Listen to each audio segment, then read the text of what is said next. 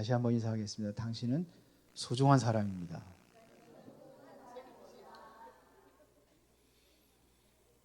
아, 2차 세계대전 당시에 나치 수용소에 갇혀 있는 그런 유대인들이 매일 아침에 창살 너머에 해가 뜨는 것을 확인했다고 합니다.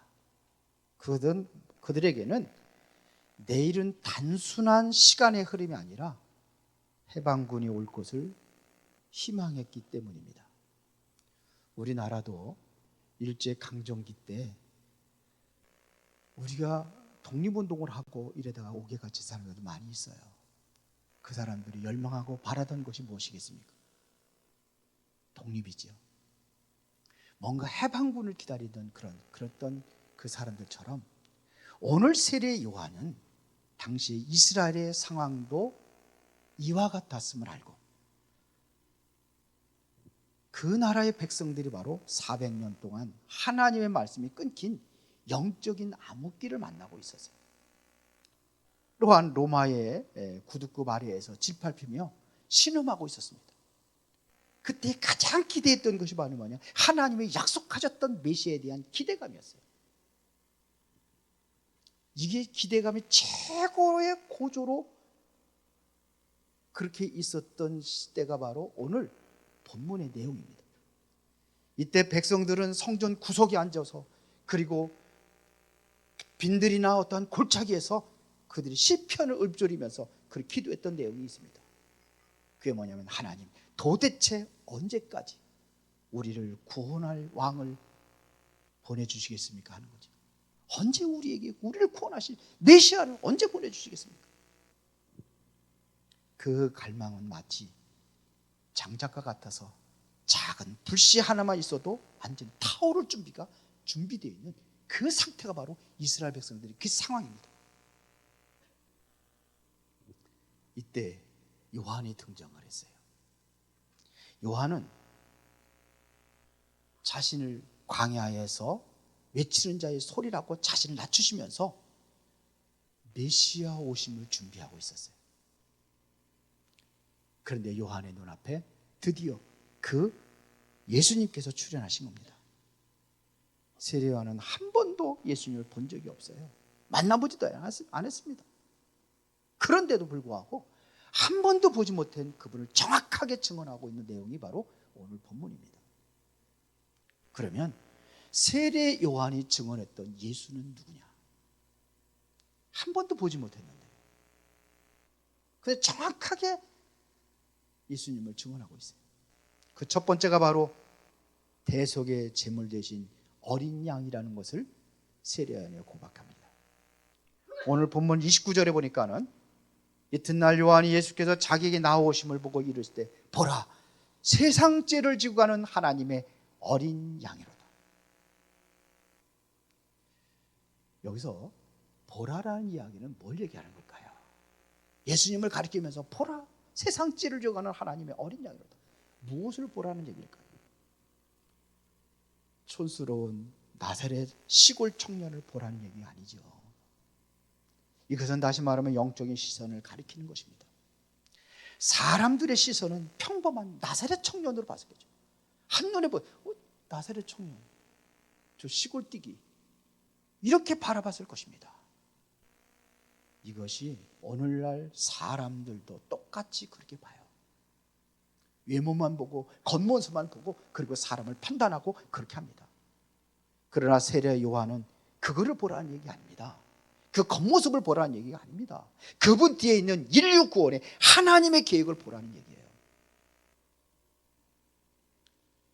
영국의 데모노 러스킬이라는 사람은 이런 얘기를 했습니다. 100명의 사람이 말하는 것보다 한 명의 사람이 제대로 보는 것이 훨씬 더 위대하다 그랬어요. 100명의 사람이 말하는 것보다 한 명의 사람이 제대로 보는 그것이 제대로 보는 눈이 열려있다. 그것이 훨씬 더 위대하다 그랬어요. 신앙이라는 것은 말입니다. 그 너머의 비밀을 보는 게 신앙이에요. 지금 나의 현실을 보는 게 신앙이 아니에요. 나의 지금 고통당하는 그 문제를 보는 것이 이게 신앙이 아닙니다.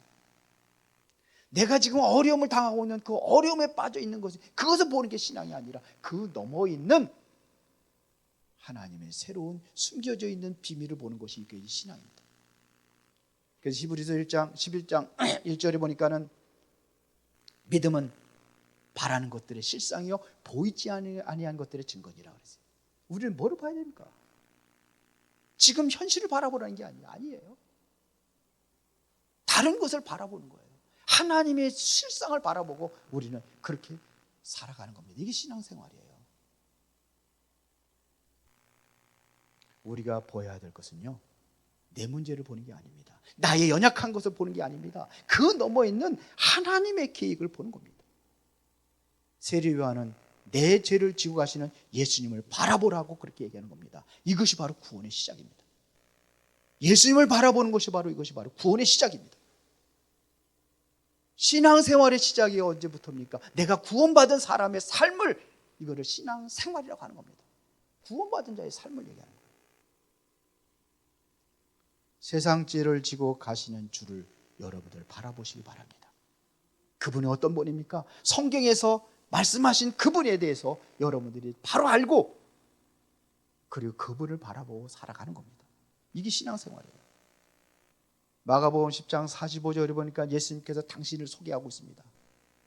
인자에 온 것은 섬김을 받으려 함이 아니라 섬기려 하고 자기 목숨을 많은 사람들의 대속물로 주기 위해 오셨다고 했어요. 예수님께서는 우리의 대속물로 오신 거예요. 우리의 죄를 대신해서 십자가에서 죽으셔서 우리의 생명을 구원하기 위해서 예수님께서 오셨다는 얘기입니다. 이게 우리가 이거를 봐야 돼요. 세상의 사람들은 예수님을 바라볼 때 어떻게 바라보고 있습니까? 우리의 보는 시선하고 세상 사람들이 보는 시선하고는 달라야 돼요. 세상 사람들은 어떻게 봅니까? 예수님은 그러면 그냥 4대 성인 한 사람, 성인 중에 한 사람, 이렇게 보는 거예요. 그래서 사람들과 똑같이 비교를 하고 바라봐요. 그러나 우리는 그게 아니에요. 대속물로 오신 예수 그리스도를 바라봐야 되는 겁니다. 이사야 53장 7절에 보니까 그가 곤욕을 당하여 괴로울 때에도 그의 입을 열지 아니했으며, 마치 도수창으로 끌려가는 어린 양과 털 깎는 자 앞에서 잠잠한 양같이 그의 입을 열지 아니하노라. 예수님께서 십자가에 죽으실 때에 많은 사람들이 그 모습을 봤어요. 한편에는 강도, 양쪽에 두 강도들이 보는 시선이 달랐어요. 한 사람은 어떻게 봤습니까? 빈정대는 거죠. 네가 메시아라며, 네가 그리스도라며, 그럼 너도 내려. 네가 하나님의 아들이라며. 사람들은 그렇게 봐요. 외모만 보고 사람들은 그렇게 판단해요. 그런 한쪽 강대는 달랐어요. 어떻게 봤습니까? 너와 나는 죄인이지만 죄를 당연히 죽어야죠. 이분이 무슨 죄가 있느냐. 오늘 낙원에 이르거든 나를 기억해 주세요. 똑같은 예수님을 바라보는데 다르게 바라본 거예요. 세상 사람들이 보는 시선과 우리의 시선은 달라야 한다고 믿습니다. 그래서 고린도서 1장 18절에 보니까 십자가의 도가 멸망하는 자들이 어떻게 보였습니까? 미련하게 보인 거예요. 세상 사람들은 예수님을 미련한 사람으로 봤어요. 그러나 우리가 볼 때는 어떻게 봐야 돼요? 우리는 뭐예요? 십자가의 도가 멸망하는 자들에게는 미련한 것이요 구원을 얻는 우리에게는 하나님의 능력으로 봐야 돼요. 십자가의 도가 무슨 능력이 있습니까? 죽음의 십자가가 무슨 능력이 있습니까? 그게 바로 생명을 살리는 구원의 능력이 있다는 사실을 바라봐야 되는 겁니다. 이게 영적인 눈으로 바라보는 거예요. 참 세상적인 육신의 눈으로 바라보니까는 뭐냐? 예수님을 바로 이해하지 못하고, 육신적인 눈으로 보니까는 우리가 정말 그 속에 감춰진 큰 엄청난 보화를 우리가 발견하지 못하고 그렇게 살아가고 있는 것입니다. 어린 양이라는 것은 무엇을 의미하는 겁니까? 이스라엘 백성들이 400년 동안 노예 생활하고 있을 때 어떻게 구원을 받았는지 여러분 아시지 않습니까? 그때 이 피 흘려서 어떻게 해요? 문손주에 발라진 그 어린 양의 피, 이것을 바른 이스라엘 백성들은 어떻게 됐어요? 재앙에 다 넘어갔어요. 그러나 이거를 바르지 않았던 애굽의 사람들은 어떻게 됐습니까? 10가지 재앙이 그들에게 다 머물러 있었어요. 달라야 돼요. 어린 양을 바라요. 어린 양이라는 것은 무엇을 얘기하는 겁니까? 유월절이 희생의 어린 양, 그거를 이야기하는 겁니다. 우리의 죄 문제를 예수님께서 완전히 짊어지셨음을 선포하는 내용입니다. 보라, 세상 죄를 나가는 여러분들의 모든 죄를 다 짊어지고 가신 어린 양을 바라요. 베드로전서 1장 18절부터 19절에 보니까 너희가 알거니와 너희 조상이 물려준 헛된 행실에서 대속함을 받은 것은 은이나 금같이 없어질 것으로 된 것이 아니요 오직 흠없고 점없는 어린 양 같은 그리스도의 보배로운 피로 된 것이다. 그리스도 피가 우리 죄를 구속하신 것. 그 죄를 주가는 어린 양이다. 예수님 볼 때 그랬어요. 세례요한이 어떻게 알았을까요? 한 번도 보지 못했는데 하나님의 감동으로 알게 하신 거예요. 하나님의 감동으로 그리스도가 바로 어린 양의 희생제물이라는 것을 선포하게 하시는 겁니다. 세례요한이 증언했던 두 번째, 근본부터 다르신 메시아임을 선포하고 있습니다. 그래서 오늘 본문 30절에 보니까 내가 전에 말하기를 내 뒤에 오시는 사람이 있는데 나보다 앞선 것은 그가 나보다 먼저 계심이라 하는 것이 이 사람을 가리킵니다. 세례요한보다 앞섰고 세례요한보다 먼저 계셨대요. 사실은 그렇지 않거든요. 예수님이 먼저 왔습니까? 세례요한이 먼저 왔습니까? 세례요한이 예수님보다 6개월 먼저 왔어요. 이 세상에 태어난 것은 먼저 태어났습니다. 그런데 세례요한은 뭐라고 고백하냐면 나보다 먼저 계신 예수님이라고. 선제성, 먼저 계셨다 이겁니다. 이것은 다시 말하면 예수님의 신성을 인정하는 겁니다. 그래서 요한복음 1장 1절에 보니까는 뭐라 했습니까? 태초에 말씀이 계시니라. 예수님께서 언제부터 계셨어요? 태초부터 계셨던 분이. 태초부터 우주와 만물을 창조 이전부터 예수님께서 계셨습니다. 그러니까 그분이 뭐냐? 만물보다 먼저 계셨어요. 창조 이전부터 계셨기 때문에 만물보다 먼저 계셨다. 그래서 골로새서 1장 17절에 보니까 또한 그가 만물보다 먼저 계시고 만물이 그 안에 함께 계셨느니라 하세요. 만물이 그 안에, 어디 안에? 예수님 안에, 그리스도 안에 함께 있었다. 그래서 예수 믿지 못한 사람들, 예수를 알지 못하고 죽은 사람들은 어떻게 구원받습니까? 로마서 1장에 정확하게 기록하고 있어요. 뭐라고 기록했습니까? 그들도 하나님의 살아계신 것을 만물을 보고 알 수 있다고 했어요. 만물 안에 하나님께서 계시해 주신 거예요. 하나님이 있다는 존재를 만물 속에서 알게 하시는 거예요. 하나님의 신성을 어디서? 만물 속에서 알게 하시는 거예요. 그분이 그런 분입니다.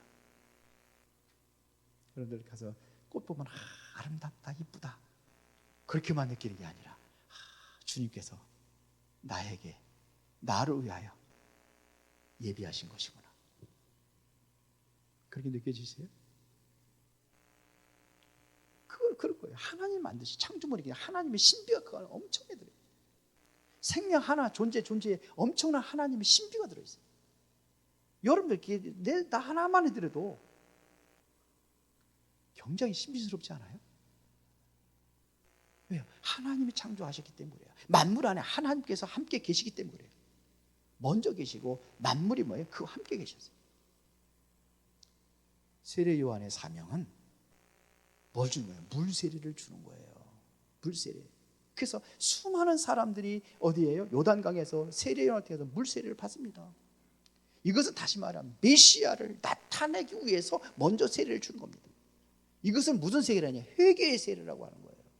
이 세례는 바로 생명을 구원하는 구원의 세례가 아닙니다. 예수께로 인도하기 위한 세례예요. 이건 회개의 세례예요. 회개를 해야 하나님 앞에 나갈 수 있어요. 맞죠? 그거를 얘기하는 겁니다. 우리의 삶의 목적은 내 삶을 통해서 예수님이 나타나게 하려 하는 것입니다. 나 때문에 그리스도의 영광이 가려지면 안 되는 거예요. 나 때문에 그리스도의 영광이 드러나야 되는 겁니다. 그래서 우리를 뭐냐? 그리스도의 편지라. 사도 바울은 그렇게 했어요. 우리는 뭐냐? 그리스도의 편지래요. 나를 통해서 그리스도가 읽혀지고 알려지는 겁니다. 그게 편지예요. 저 사람을 못 믿으니까 진짜 하나님의 살아계신 것 같구나. 여러분들 통해서 뭐가 느껴져야 하나? 아, 예수 생명의 구원이 느껴져야 돼요. 그렇게 느껴지는 삶이 되는데 우리는 불신자 똑같이 그렇게 살아가고 있지 않습니까? 이런 것들을 우리가 해결해야 돼요. 사실은 그리스도의 영광을 나타내고 존귀하신 그리스도가 내 몸에서 드러나기를 원한다고 바울이 고백한 거죠. 우리 그렇게 살아야 되는데 내 몸에서 그리스도의 영광이 아니라 그리스도의 영광을 가리는 삶이라면 이것은 잘못된 거죠. 여러분 때문에 불신자들이 하나님의 살아계신 증거를 체험하고 누리는 그런 은혜의 삶이 되어지기를 원합니다. 그래야 왜 그래 우리가 말씀을 보는 이유가 뭐냐면 말씀 속에 그리스도 성품 내가 그게 닮아져 가는 거예요. 달라지는 거예요. 날마다 달라져야 되는 거예요. 성숙한 그리스도는 날마다 달라져야 돼요. 새로운 삶이 이루어져요. 지난번에 우리 집사람과 같이 이렇게 좀 산책을 했어요. 산책을 하면서 이제 좀 얘기를 하거든요. 제가 이제 이런 얘기하고 신앙적인 얘기도 하고 이렇게 하거든요. 그리고 이제 또 우리가 또 가정에서도 또 자녀들을 대한다든지 이런 삶이 해야 되는데 뭐라고 고백하냐면요. 당신이 늙으니까 많이 달라졌다고. 늙어져서 달라지는 게 아니라 말씀 속에서 달라져.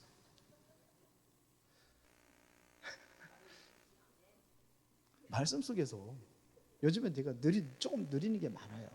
말씀 속에서 제가 메시지 쭉 준비하고 여러분들 기도의 묵상의 삶, 묵상 노트 같은 거 이런 것도 할 때게 그냥 만드는 게 아니잖아요. 그러면 그렇게 하면서 제가 많은 걸 배워요. 많은 걸 배우고 감동도 받고 이러다 보니까 나가 자꾸 조금씩 변화되는 것을 우리 집사람이 느끼는 것 같아요. 늙어서 그런 게 아니에요. 왜 거기다가 왜 늙은 걸 표현해?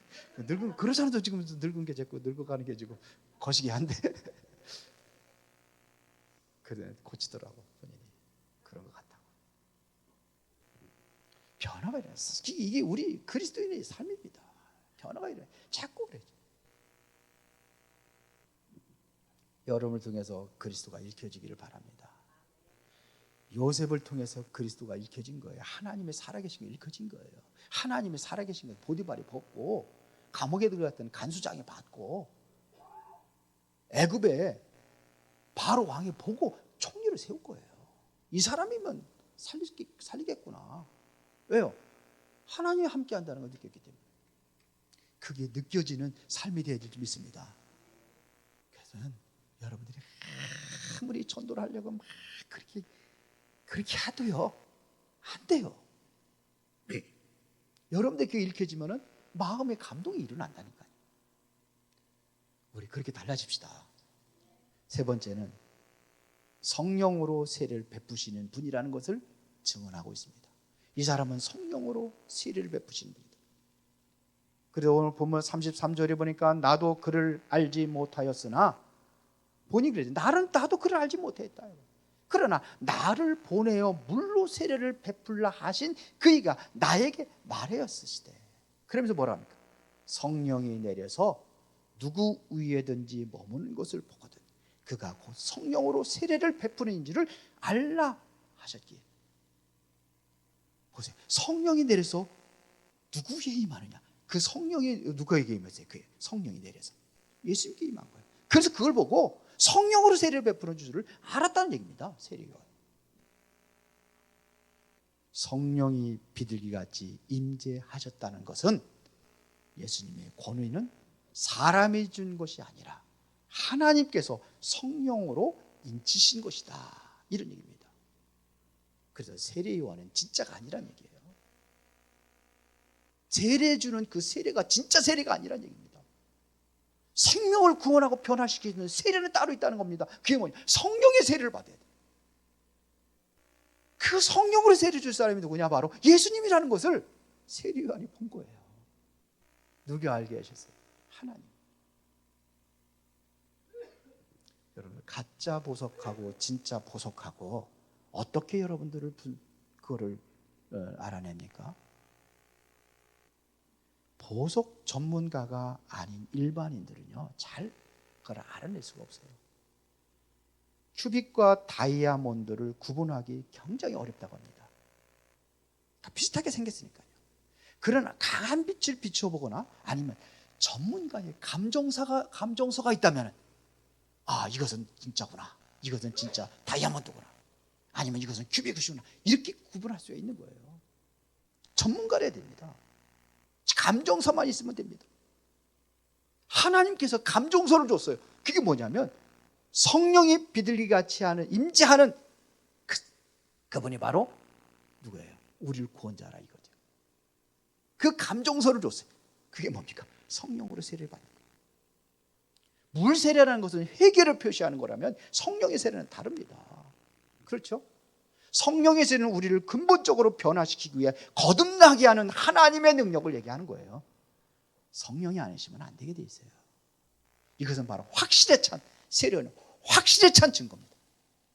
봤기 때문에 감정서를 딱 봤어요. 받았어요. 하나님으로부터 비둘기같이 성령이 임하는 것을 봤어요. 그게 감정서예요. 확실히 차서 얘기하는 거예요. 여러분들이 진정으로 이게 체험되면 확신 있게 얘기할 수 있어요. 김영란 장로님이 지금 이제 호스피스 병원에 계신데 이분이 지금 많이 건강이 좀 좋아지고 있어요. 희한한 생각.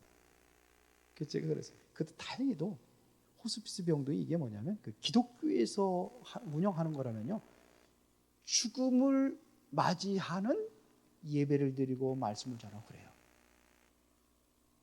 근데 저는 다행이라고 생각해요. 호스피스 병동에 안 가기 다행이라고 생각해요.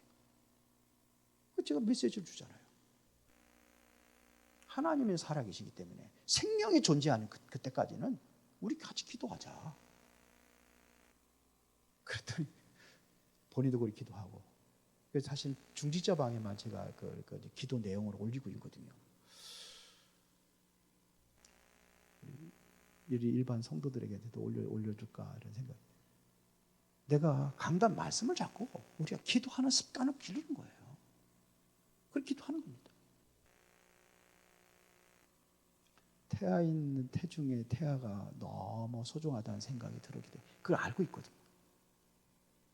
그 특별히 우리 임신한 우리 지사님이 계셔가지고 이하은 지사님 거듭 메시지를 기도 제목 기도를 올려요. 기도하는 거예요. 왜 그러냐? 하나님이 역사하시면 돼요. 성령이 역사하시면 돼요. 우리 그걸 믿는 거고 살아있는 돈 안에는 그렇게 우리가 해야 될 거 아닙니까? 제가 해야 될 일이 바로 기도 말씀 전한 기도하는 거니까 너희들이 이렇게 전무할 수 있도록 중직자들이 모든 것들을 바로 이렇게 할 수 있도록 도와줄 역할을 하는 거예요. 중직자 그래서 세운 겁니다. 맞습니까? 그렇죠. 물세례는 그런 것뿐이에요. 물세례는 회개만을 간주하는 회개하는 겁니다.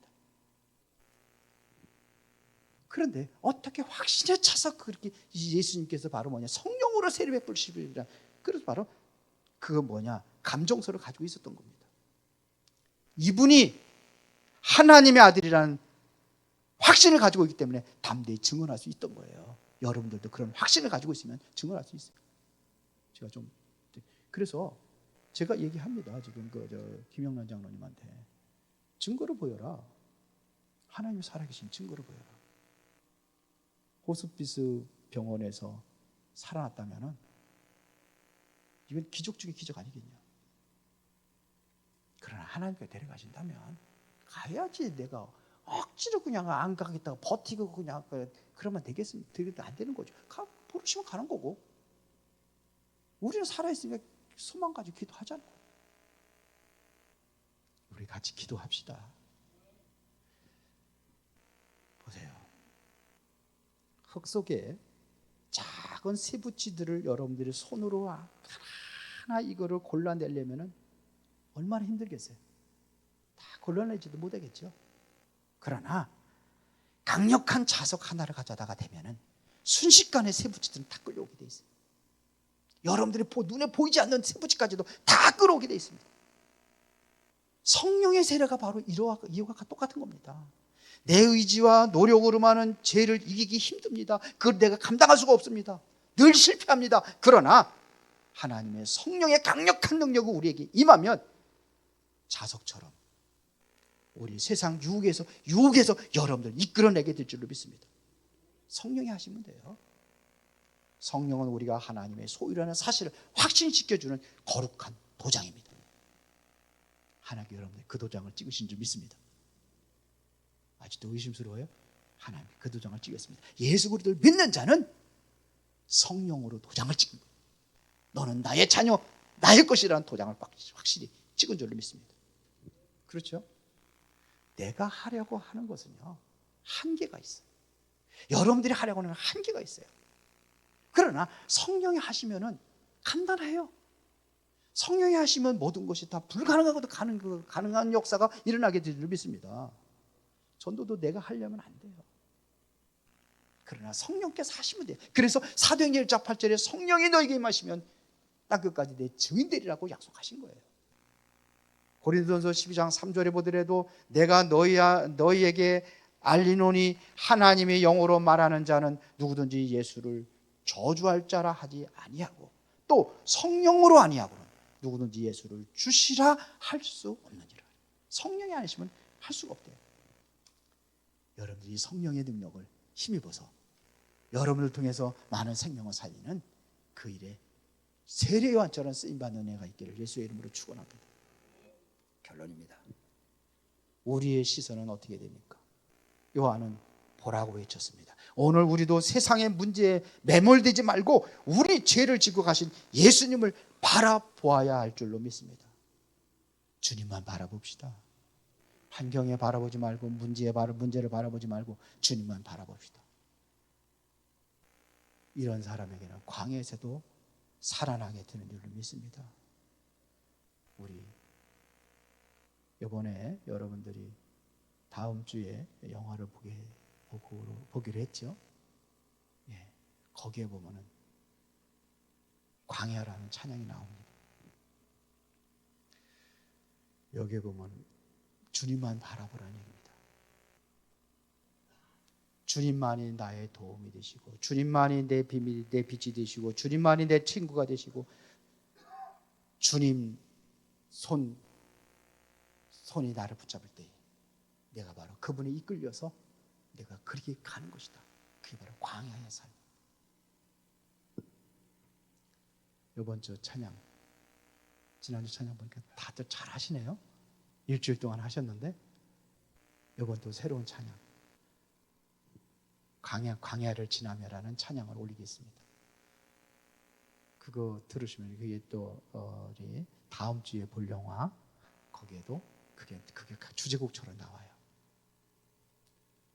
그래 여러분들이 감동을 받고 은혜 속에 살아가는 게 될 줄로 믿습니다. 주님만 바라볼 때 주님이 내 도움이 되시고 내 빛이 되시고 내 친구가 되시고 주님의 손을 놓고는 단 하루도 살 수 없는 우리 존재라는 것을 여러분들이 그렇게 고백하시길 바랍니다. 여러분들이 이제부터는 뭐냐? 증인의 삶을 살아가시길 바랍니다. 세례 요한처럼 우리도 세상 사람들에게 이분이 하나님의 아들입니다라고 소개하는 그러한 증언자의 삶을 살아야 될 줄 믿습니다. 주님만이 세례 요한은 주인공이 아닙니다. 많은 사람들이 세례 요한의 주인공처럼 봤지만 세례 요한은 당신을 내가 주인공 아니라고 그렇게 외칩니다. 그는 주인공이신 예수님을 가리키는 손가락에 불과하다고 그렇게 말하는 것입니다. 오늘 우리도 세상의 성공이나 나의 이름을 지키는 것이 삶이 아니라 오직 세상 죄를 지고 가는 하나님의 어린 양 예수만을 가리키는 그러한 삶이 되어야 될 줄 믿습니다. 그분이 우리 인생의 근본적인 죄의 문제를 해결하시고 우리에게 성령의 능력을 부어주셔서 여러분들의 유일한 구원자이심을 여러분 믿고 기도하는 은혜가 있기를 바랍니다. 전능하시고 살아계신 아버지 하나님 감사합니다. 오늘도 우리가 세례 요한처럼 그리스도를 증언하는 삶이 되어지기를 원합니다. 이제 성령의 세례를 우리가 체험하고 이제는 확실한 그리스도의 증인으로 그렇게 세워지도록 역사하여 주시옵기를 원합니다. 그리스도가 아니면 한 치 앞도 내다보지 못하고 광야와 같은 인생의 길을 우리가 바로 걸어갈 수 없지만 주님의 은혜를 체험하고 그 은혜 속에서 주님만이 나의 빛이 되시고 길이 되시고 생명이 되심을 고백하는 그러한 삶이 되게 하여 주옵소서. 예수 그리스도 이름으로 기도드리옵나이다. 아멘. 우리 찬송